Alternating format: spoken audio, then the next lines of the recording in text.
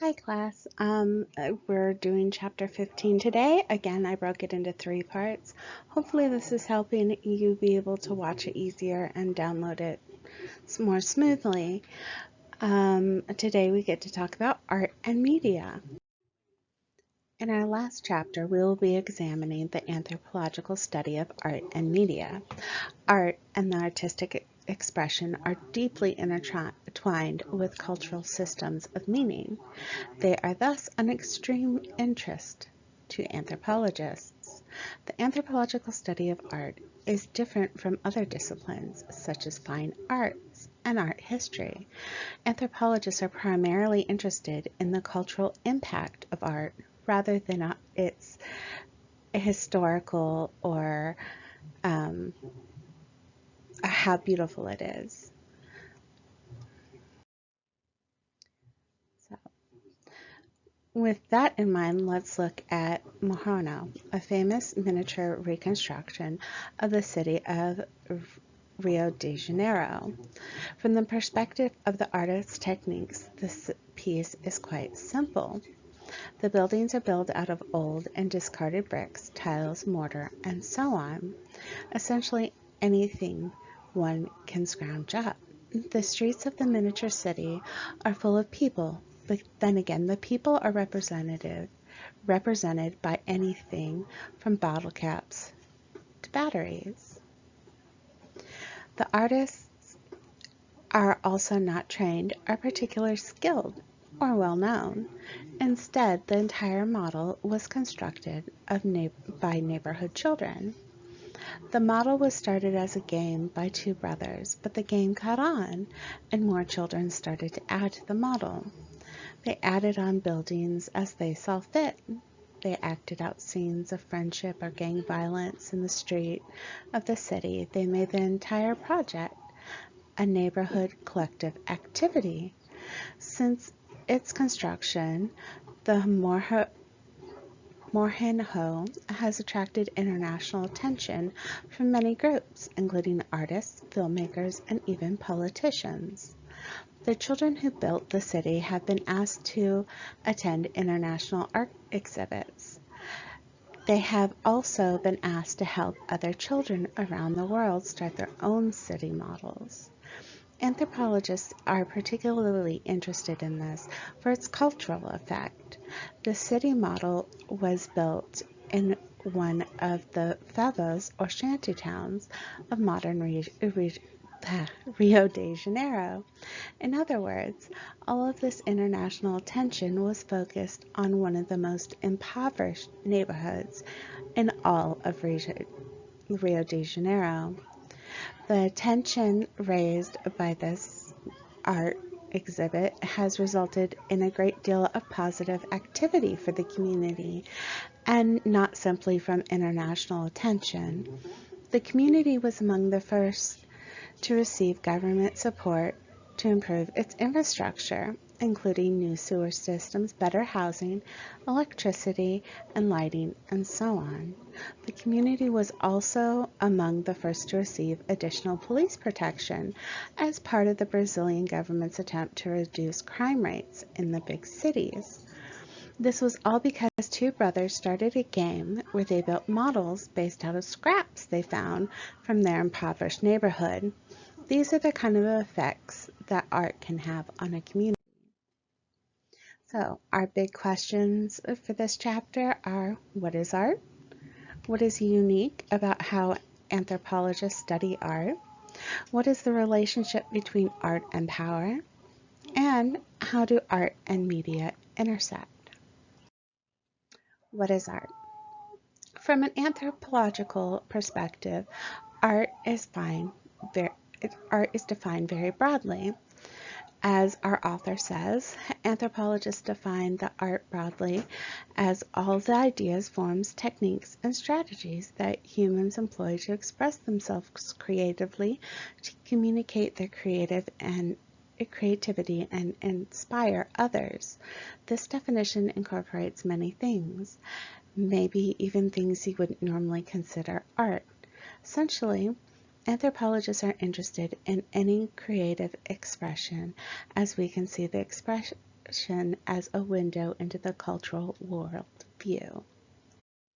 In studying the anthropology of art, we are interested in both the creation of art and its reception.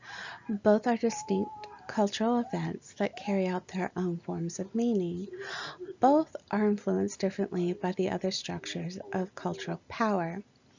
To think of an art form from an anthropological perspective, though, we want to first examine some common Western assumptions about art that they are contrary to an anthropological view of art.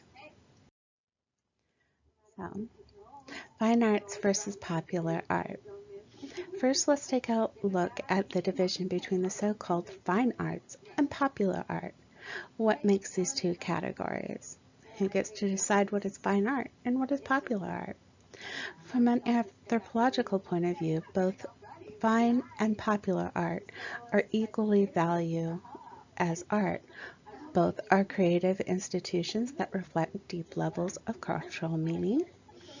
Even the division between the two categories can be considered culturally meaningful. So yes, even Justin Bieber is culturally meaningful. Let's turn from high art versus low art and look at our notion of aesthetics. Aesthetics and the aesthetic experience, broadly speaking, have to do with how we perceive art. Very simply, we are asking whether or not we find a piece attractive, beautiful, or engaging in some way. Many Westerners have embraced a notion of universal aesthetics. That is to say that humans around the world share an aesthetic sense. This argument suggests that we all, generally speaking, find the same things attractive and the same things repulsive. This view derives in part from the Western philosophy of Kant and Hegel. Kant and Hegel specifically argue that nature creates a universal aesthetic among humans.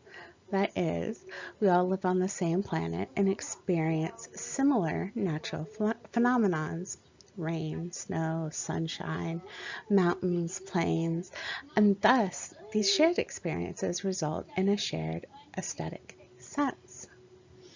Anthropologists generally oppose the concept of a universal aesthetic. They instead favor the notion that our aesthetic sense is culturally based. As you are certainly aware at this point, cultures vary worldwide, and our culture notably affects the way in which we see and interpret the world around us. Ultimately, anthropologists argue that aesthetics represent an interpretive act. We look at a piece of art or watch a performance. We are interpreting that based on our own experiences, culture, and intellect. The universal aesthetics argument suggests that our reaction to art is inherent or naturally biological response. Beyond primitive art. We have one more issue regarding Western perception of art. As an outgrowth of both colonial era and anthropology itself, Europeans have long been admiring the material culture of peoples from all over the globe. From early on during the colonial period, European explorers would often collect objects and bring them home for display. Cortez, the Spanish conqueror, credited with overthrowing the Aztec Empire, sent back many objects, including feathered headdresses and capes, as well as indigenous books and golden artifacts, all to impress the King of Spain with his discoveries. This practice continued regularly throughout the colonial period. With the rise of anthropology as a discipline of study, a similar practice has developed. Anthropologists would bring back items from their fieldwork, again for display, but this time they would be placed on museum shelves for public's educational benefits.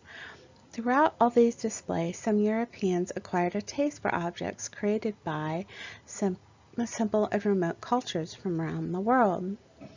When art galleries became involved with the buying and selling of such objects, the new term primitive art was coined. Anthropologists have long objected to this notion. By using the term primitive, people are naturally comparing a piece of advanced or civilized European art. This represents an inherent ranking of value and class that goes against the anthropological notion of cultural relativity.